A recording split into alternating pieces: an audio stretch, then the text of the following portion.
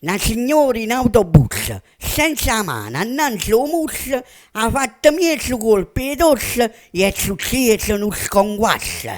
Una vecchiariella spaventata ha ritto tutta intossicata. Signor, ma che ti combinate? Senza mano annanzi al mus, è partita una peduzza. Io già stavo rovinata e mamma t'ha infattata. Chiamata a Croce Rossa, che già mi è venuta tosse. Proprio oggi che mi è arrivata la pensione gli arretrata. E mo' con st'infezione, chi sa magna sta pensione? Mentre il vecchio gli assemmava, cresceva un uomo che arredeva. Oh no, ma qua infezione, la signora stava buona. E ovvero ha fatto la tosse, ma ero perito sto virus. Oh no, voi state buono, e ha paura che vi faceva. E a venire a casa, inserrata, per non nascita, che sorda la pensione, verita penna bene, ingiurita parente, e mangiate e bevite per tutta la quarantena.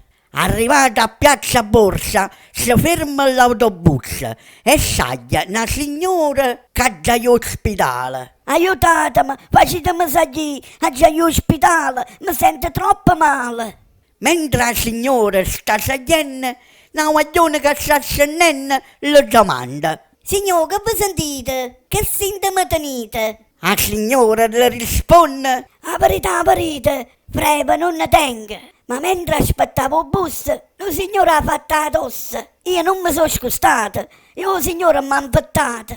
La guaglione, quasi sfottendo, con mezzo pizzatrice, risa alla signora: Signor, ma che facete? Signor, ma che dicete? È vero, il virus che va girando sta facendo tanta danna, in che bar, in mezzo alla via e pure in dei pullman. Ma se vi state a casa, non è pericoloso. Invece io girando per Napoli e San Giovanni, lasciate sto pullman e chiate per a casa. Facete una bella spesa, minimo per un mese. Chiudete la porta a chiave e non nascete più.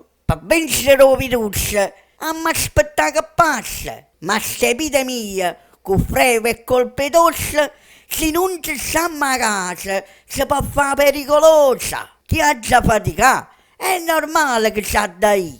Ma per tutto il resto, è un momento di non nascere. Se non può acchiappare il virus, state a casa, non vi fesse.